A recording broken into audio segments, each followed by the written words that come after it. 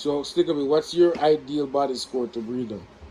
I don't like to breed anything that's less than a 3.1. I prefer a 3.2. Okay. And if that means that I milk my goat for 550 days before I breed her, then I'll milk her at 550 days. So everything I do is based on body score. So that's the way we manage it. That's the cold note first. Level 20 parlor. It's projected, so it's air powered. And the front splits up, and they all run out when they're done.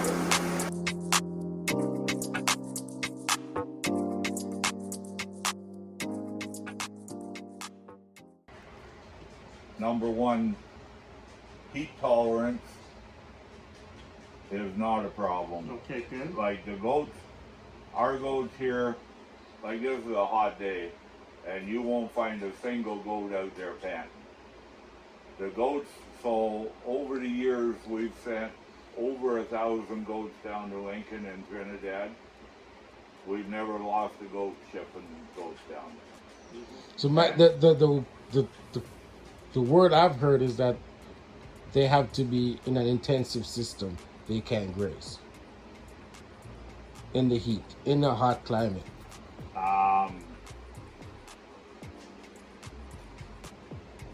That may be true.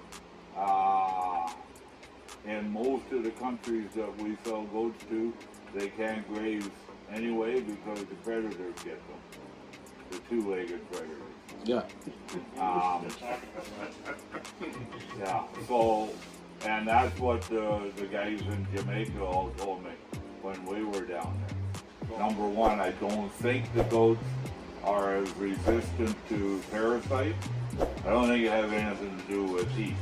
I don't think that there is any degree of parasite resistance bred into the dairy breed.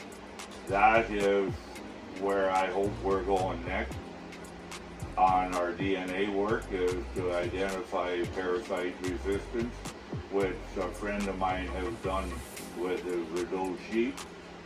And whether it's true or just a whole lot of PR, the Kiko people try to tell me that the Kikos are more parasite resistant than the boars. But I know people that'll tell me Jersey cows are more worm resistant than Holsteins. I think it's just family by family, and if you're lucky enough to get a family that is resistant, then you need to know and work on it. And that's why we believe in purebred, because the future, whether it's meat or goat or dairy goats, doesn't matter. The future is all about DNA markers, because there is no way that we can afford all of the information gathering structures that the cow people have. What I'm talking about is information gathering. So the administration of How much milk you're getting, doing all your pedigree information to come up with milk proofs and all that kind of stuff. The cost is prohibitive. So if we can identify the high milk gene, the casein A gene that gives you 12% more cheese yield per kilo of milk, you know, the scrapie resistant gene, if we can identify a parasite gene, any of that kind of stuff that we can do with DNA testing, then we can make progress 10 times faster than what we would make it by trying to measure all that stuff. Like, we have our own microscope and centrifuge and chart up on the wall for identifying worms and toxie and all that, but there's nobody that takes that information and does anything with it. So, you know, we need to get serious about DNA, and you can't do, realistically, you cannot do DNA work unless you have purebred animals, because your crossbred animals have a lot of mutations going generation to generation. So that's why we're, you know, as you can probably tell, genetics is a great passion of mine. Yeah. Work's not a big passion of mine, but genetics is a big passion of mine. And, you know, to make this genetic progress, we need to do more DNA work, and I can't do that unless I have a certain number of purebred animals. And your herd is a closed herd. It's a closed herd for 15 years. So what I'm going to tell you right now as businessman is in 2001, my daughter got a goat, and she had a purebred kid. We wanted to get her bred. There was no purebred buck that was any good between here and Niagara Falls. And so I just said, okay, if we're going to do this, we need to have our own buck, we need to be serious.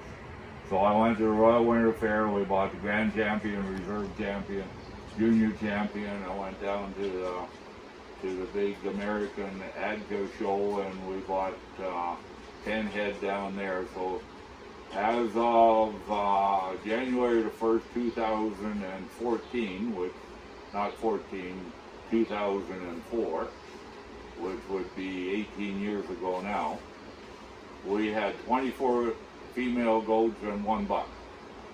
We closed the herd. So since that day, we have sold somewhere between 11 and 1,200 female goats, and we now still have about 1,000. Wow. So, you know, for anybody that's young enough to build up a herd, you just can't come close to doing that anywhere else in agriculture. And so, in order for that to happen, your goats have to live to be 10, 12 years old and have quite a few kids, which means they have to have enough capacity and all that other stuff to be long-lasting, healthy goats. They have to get pregnant when you breed them. They have to have high fecundity. We average about 2.3 kids per doe. We have one family, hardly any left now, but there's one family, I call them our political goats, because they only milk 200 days and they only have 1 kid. And they're useless, they don't accomplish very much. On the other hand, we have our cherry family, and they average almost 3 kids per doe per year. And they will milk for 1,000 days. They're next best to our Nadia family for persistence.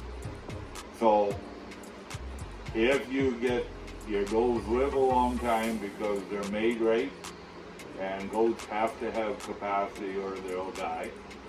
And if they have a good number of kids and you do a good job of looking after them, because people that are in the goat business that have 30 and 40% mortalities on their babies, number one, if they will admit they got 30 or 40%, they probably have 50 or 60 because they don't want to admit how bad it is.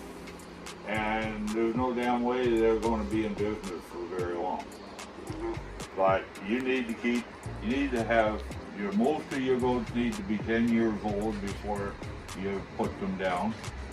You need to run over 2 kids per doe, and you have to keep 95% of your kids alive to make viable options down the road.